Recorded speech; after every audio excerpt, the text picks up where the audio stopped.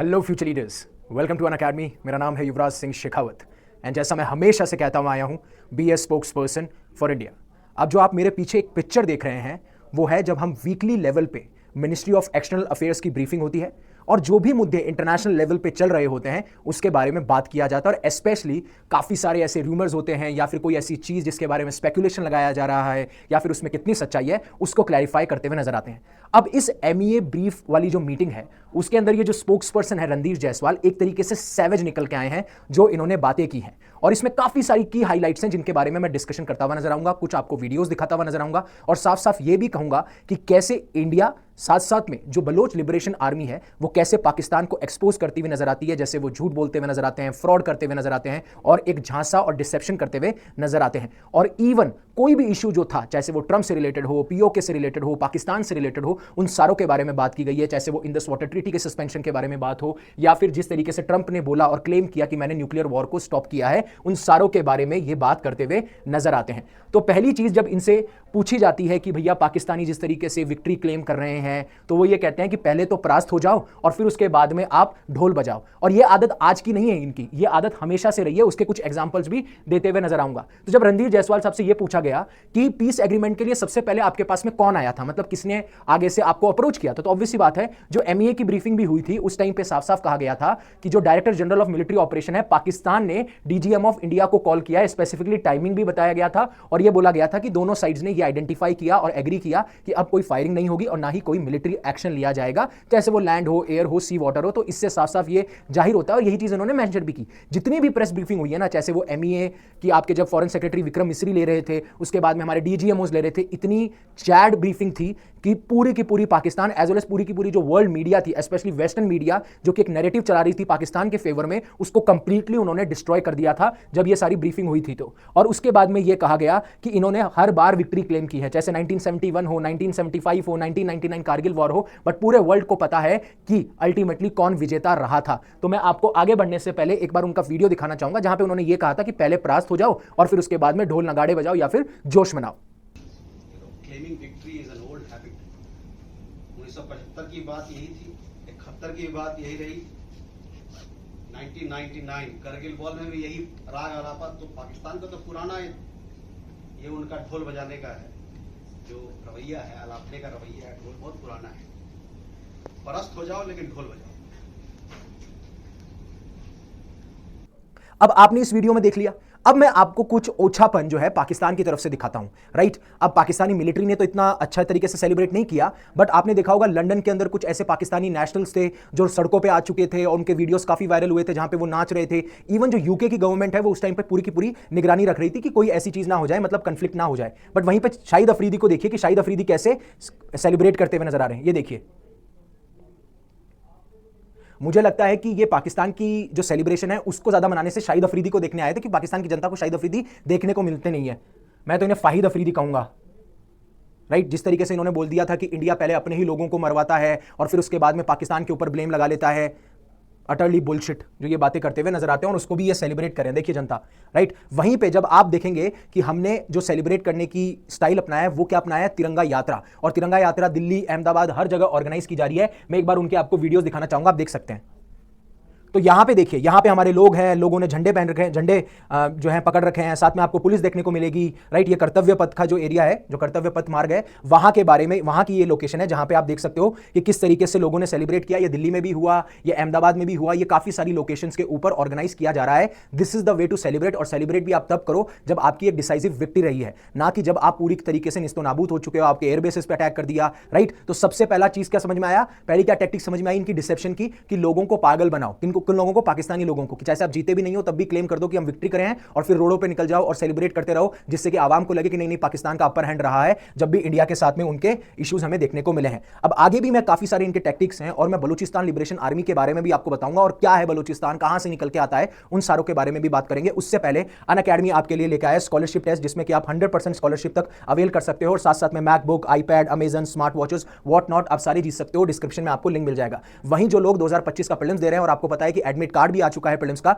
तो आप 13 से 15 मई जीएस टेस्ट दे सकते हो, 16 से 17 मई सीसेट टेस्ट दे सकते हो, 18 मई को जीएस प्लस सीसेट टेस्ट दे सकते हो, जैसे कि हम ऑलरेडी एग्जाम हॉल में करते हुए नजर आते हैं। और इसके लिए आप फ्री में एनरोल कर सकते हो, आपको डिस्क्रिप्शन में लिंक मिल जाएगा। और उसके बाद में अगर आपको 1 साल 2 साल 3 साल की तैयारी करनी है, जो भी आप जिस भी सिचुएशन में हो, तो आप ये कोर्सेज में एनरोल कर सकते हो। इसका डिस्क्रिप्शन में लिंक मिल जाएगा। अगर आपको मैक्सिमम डिस्काउंट चाहिए तो आप यूवी पाजी वाला यूवी, उन्होंने मार दी 50, ये कोड आप इस्तेमाल करते हुए नजर आ सकते हो। अब दूसरी बात ये थी कि किस तरीके से पाकिस्तानी आर्मी ने ये बोला था कि हमने इंडियन एयरफोर्स के बेसिस पे बहुत ज्यादा डैमेज किया है, और उन्होंने पता नहीं कोई वीडियो गेम वाली या आज तक की ही जो रिपोर्टिंग है उसकी स्लाइड चला दी। अब देखिए ये फर्क पड़ता है जब हमारी मीडिया ही उस चीज को शो करने लग जाए जो रियलिटी नहीं है। ये उनका फर्ज है कि वो एकदम ट्रू रियलिटी, ट्रू पिक्चर्स दिखाए, क्योंकि आपको नहीं पता है कि वो असेट आपके खिलाफ यानी कि इंडिया के खिलाफ इस्तेमाल किए जा सकते हैं किसी भी एनिमी नेशन के द्वारा, और वैसा ही इन्होंने किया। बट अगेन हमने क्या किया, इंडियन बेसिस पे जो अटैक की पाकिस्तान ने क्लेम किया था, तो इंडिया साफ साफ रणदीप जायसवाल दोबारा सवेज होकर बोलते हैं सैटेलाइट पिक्चर्स तो हर जगह अवेलेबल है, आप चेक कर सकते हो ना, आपके सामने पूरा का पूरा प्रूफ है। तो मैं गया और मैंने सैटेलाइट पिक्स निकालना शुरू करा।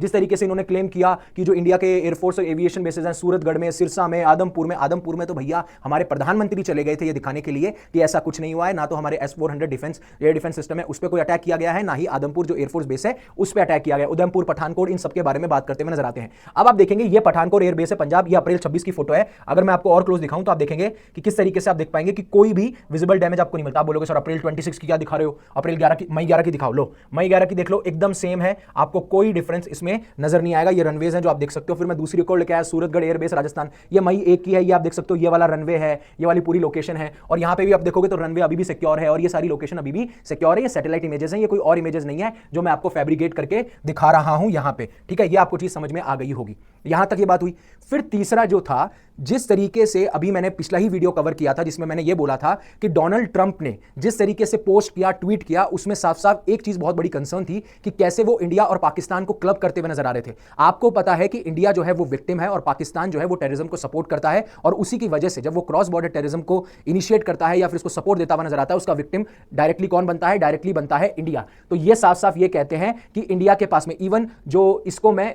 जो है साफ साफ इस हाइफनेशन को रिजेक्ट करता हुआ नजर आता है, और ये ग्लोबल कम्युनिटी भी जानती है कि कौन टेररिज्म को सपोर्ट करता है, कौन टेररिज्म को बढ़ावा देता है, और कौन टेररिज्म का विक्टिम है और कौन उसके खिलाफ लड़ाई करता हुआ नजर आता है। और ये ग्लोबल लेवल पे भी रिकॉग्नाइज किया जा चुका है।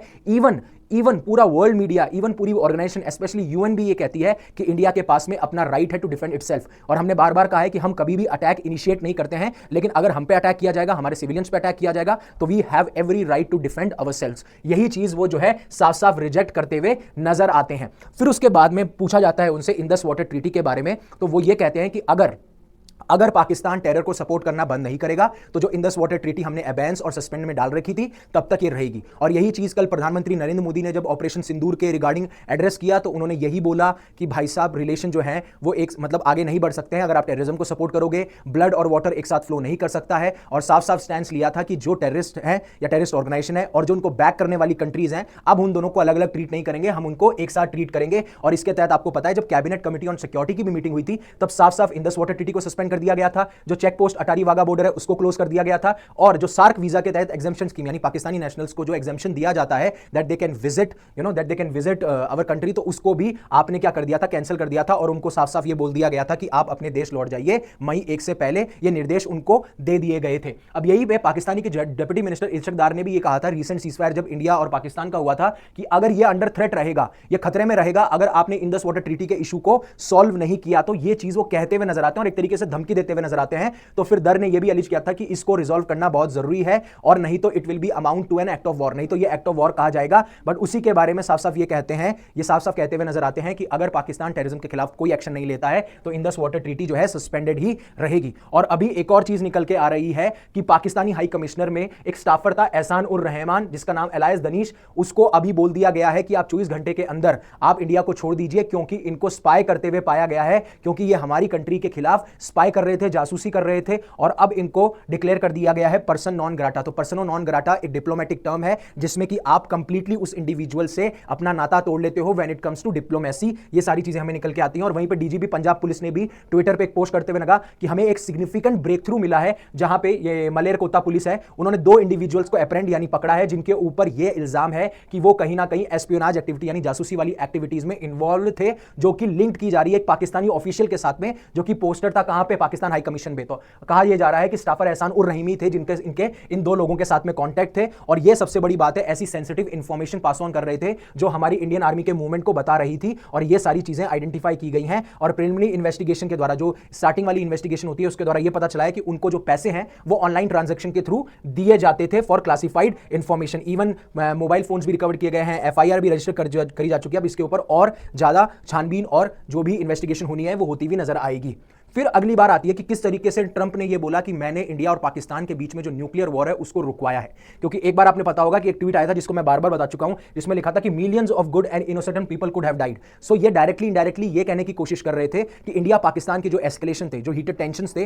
वो न्यूक्लियर वॉर तक आ चुके थे, और उसी वजह से ये चीज मैंने रुकवा दी है। और अब मुझे लोग प्रेसिडेंट ऑफ पीस कहेंगे, क्योंकि इनको तो चाहिए भाई साहब नोबेल प्राइज, क्योंकि बराक ओबामा को भी नोबेल प्राइज मिला था उन सारे एफर्ट्स के लिए। तो इनको भी लगता है कि जो मैंने हिस्टोरिक और हीरोइक डिसीजन लिया है उसके लिए मुझे क्या नाम है, नोबेल पीस प्राइज मिलना चाहिए। बट उसके बाद में जो ये रिस्पॉन्ड करते हुए नजर आते हैं कि ऐसा कुछ भी नहीं है, ऐसा कुछ भी हो नहीं रहा था। आप सबको पता है कि हमने जो अटैक किए वो कन्वेंशनल डोमेन में किए, हमने न्यूक्लियर अटैक्स नहीं किए हैं। और हां, हालांकि जो ऑपरेशन सिंदूर के बाद में प्रधानमंत्री मोदी साहब ने ब्रीफिंग दी थी, उसमें भी ये कहा था कि अगर आप आने वाले टाइम पे हमें न्यूक्लियर वाइज ब्लैकमेल करोगे तो हम उसको मानेंगे नहीं, हम उसको सीरियस नहीं लेंगे। We will retaliate with the same intensity और maybe with the more intensity, right. तो ये चीज वो कहते हुए नजर आते हैं। और इवन जब उनसे पूछा गया कि क्या पाकिस्तान की जो न्यूक्लियर फैसिलिटी है किराना, तो ये कहते हुए नजर आते हैं कि ये सारी चीजें तो है डीजीएमओज ने अपने ऑपरेशन में बता दी हैं। और उन्होंने साफ साफ, आपको पता है कि उनका जो एयर मार्शल है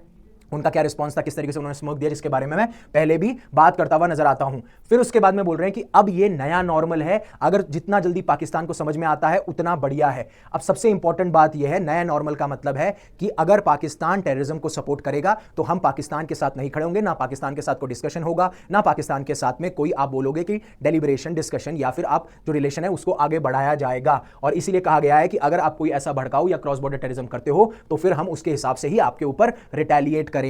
और ये चीज पहले भी मेंशन मैं कर चुका हूं, किस तरीके से टेररिस्ट और टेररिज्म कंट्री को एक साथ इक्वली माना जा रहा है। और जब जम्मू एंड कश्मीर पे बात आती है तो मैंने कहा था कि जैसे डोनाल्ड ट्रंप ने जिस तरीके से एक बड़ा कंसर्न था, जहां पे मैंने पहले वीडियो कवर किया था, मैं उसको टैग कर दूंगा, आप एंड स्क्रीन पे या फिर आपको क्या नाम है कार्ड्स के अंदर मिल जाएगा, वहां पे आप देख लेना। उन्होंने साफ साफ ये कहा था कि कश्मीर को किस तरीके से उन्होंने इंटरनेशनलाइज कर दिया है, जिसकी वजह से जो कश्मीर सिर्फ इंडिया और पाकिस्तान का बीच का एक मुद्दा है और उसको बायलैटरली सॉल्व किया जाएगा, जैसे वो शिमला एग्रीमेंट हो, लाहौर डिक्लेरेशन हो। और हमें हमेशा से हम ये स्टैंड लेते हुए आए हैं और ये नैरेटिव हमारा रहा है कि जो कश्मीर है it is an integral and inalienable part of India, और उसमें हम किसी भी थर्ड पार्टी का क्या बोल सकते हो, थर्ड पार्टी का इन्वॉल्वमेंट नहीं चाहेंगे। तो उसमें साफ साफ ये बोलते हैं बाकी पीओके के साथ में पाकिस्तान का एक रिश्ता है कि वो पीओके को बस वेकेट कर दे। तो ये सारे हाईलाइटेड पॉइंट्स थे जिसके बारे में वो बात करते हुए नजर आ रहे थे। और एक चीज मैं आपको और बताना चाहूंगा, जब इनके बेसिस की बात हुई थी, कि इन्होंने जब ये पाकिस्तानी आर्मी ने ये क्लेम किया था कि हमने बेसिस उड़ा दिए हैं, तो उसके बाद में आपको तो पता ही है प्रधानमंत्री नरेंद्र मोदी और हमारी जो इंडियन आर्म फोर्सेस है या फिर जो गवर्नमेंट है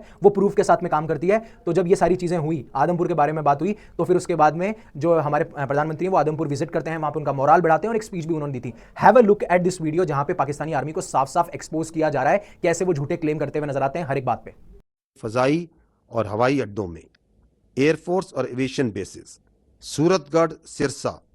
भुज, Naliya, Adampur, Bhatinda, Barnala S-400 air defence system को पाक फजाइया ने भुज और आदमपुर में निशाना बनाया। अब आपने इस वीडियो को देख लिया है जो मैं आपको दिखाना चाहता था। अब हम बात करते हैं कि किस तरीके से बलूचिस्तान की जो लिबरेशन आर्मी है वो क्या कह रही है और वो किस तरीके से इंडिया को सपोर्ट करती हुई नजर आ रही है। तो अब ये जो बलोच लिबरेशन आर्मी है ना, आपको समझना पड़ेगा, ये जो बलूचिस्तान लिबरेशन आर्मी है या बलोच लिबरेशन आर्मी है, तो बलूचिस्तान एक जगह है जो कि जिसका नाम पड़ा है वहीं के लोगों के नाम पे, मतलब वहां के जो लोग रहते हैं उनको बलोच कहते हैं और बलोच के नाम पे बलूचिस्तान पड़ा है, राइट। तो इन्होंने एक मैसेज सेंड किया है इंडिया को। लेकिन उससे पहले आप देखिए कि इन्होंने 10 मई के आसपास आप देखेंगे बलोच लिबरेशन आर्मी ने काफी सारे ऐसे ऑपरेशन चलाए जिसमें वो रिस्पांसिबिलिटी लेते हुए कि हमने बहुत सारी जगह ऐसे अटैक्स किए हैं सेवरल लोकेशंस पे अक्रॉस, मतलब लास्ट वीक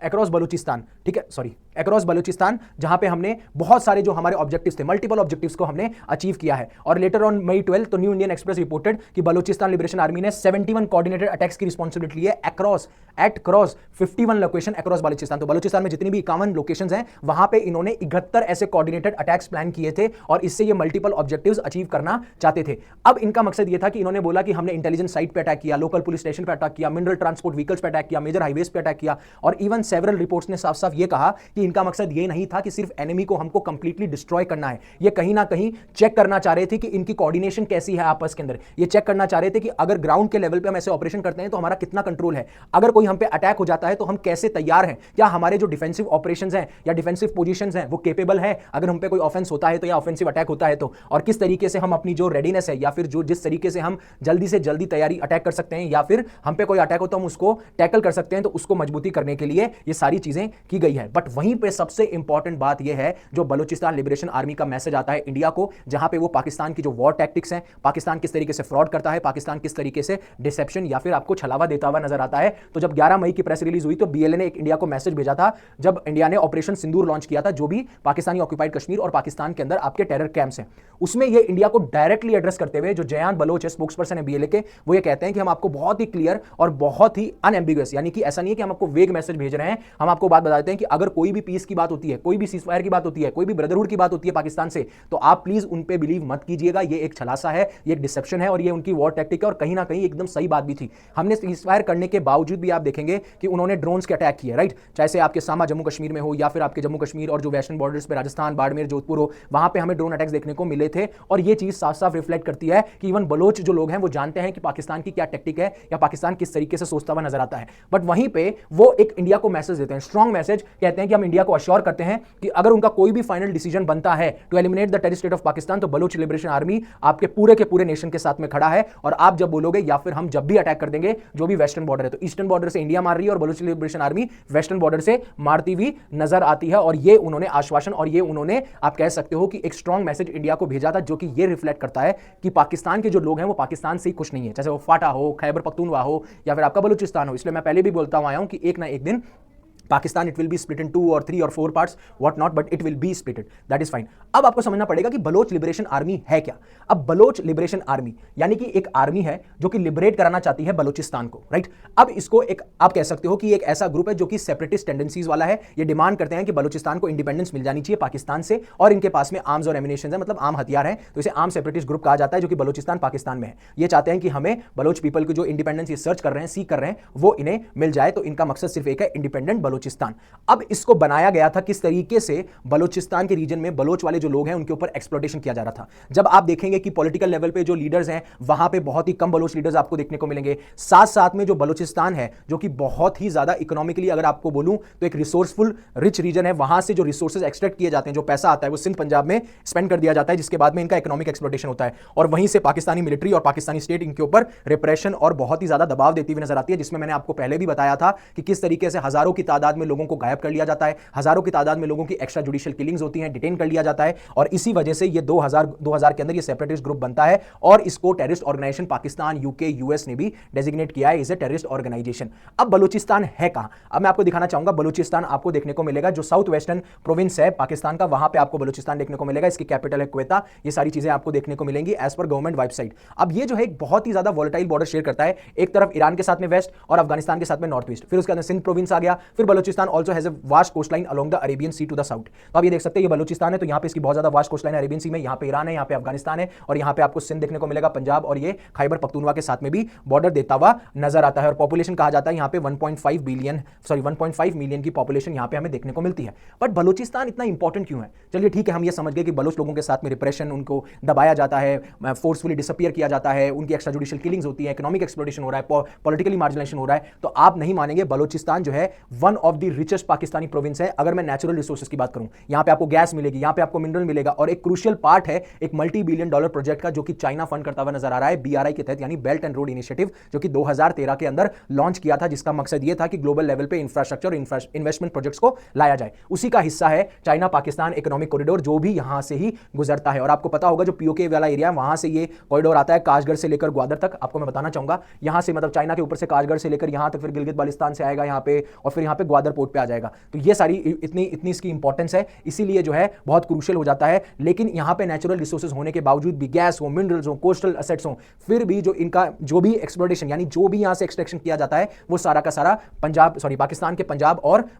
सिंध वाले प्रोविंस में लगा दिया जाता है। अगर मैं इसके पॉलिटिकल इशू की बात करूं तो आप समझिएगा कि जो बलोच लिबरेशन आर्मी है और जो उनके लोकल्स हैं वो साफ साफ ये क्लेम करते हैं कि लोकल पॉपुलेशन के लिए कोई भी पैसा नहीं छोड़ा जाता, जो भी ये एक्सट्रैक्शन करना होता है इन्हें नेचुरल गैस से, मिनरल से, राइट, जो भी कोस्टल एसेट्स हैं वो सारे के सारे ये उनसे जो भी पैसा कमाते हैं वो अपने सिंध और पंजाब वाले रीजन में ये क्या नाम है स्पेंड कर देते हैं। और इसी वजह से ग्रुप जो है पाकिस्तानी गवर्नमेंट के ऊपर बहुत ज्यादा इल्जाम लगाता हुआ नजर आता है कि हमारे पास में राइट्स नहीं है, हमें ऑटोनॉमी नहीं दी जाती, हमारा जो हिस्सा है हमारे वहीं पे डेवलपमेंट नहीं किया जाता। और ये रेजिस्टेंस आज की बात नहीं है, जब पाकिस्तान को इंडिपेंडेंस मिली थी। देखिए, for the Baloch people begin 1941 after Pakistan get independence from the British India empire. अब काफी लोग मुझसे पूछ रहे थे, अब ये मिंट का आर्टिकल है जो साफ साफ लिखा हुआ है। अगेन आप बोल सकते हो कि Pakistan was created, but ultimately at the time British Indian empire was there and that's why we say that Pakistan got independence at that time, but creation is also good. आप ये कह सकते हो। ये सारी की सारी चीजें थी जो मेरे को आपको समझानी थी, जिसमें मैंने आपको बताया कि किस तरीके से जो weekly ministry of external affairs की ब्रीफ मीटिंग होती है, जहां पे स्पोक्स पर्सन रणधीर जायसवाल ने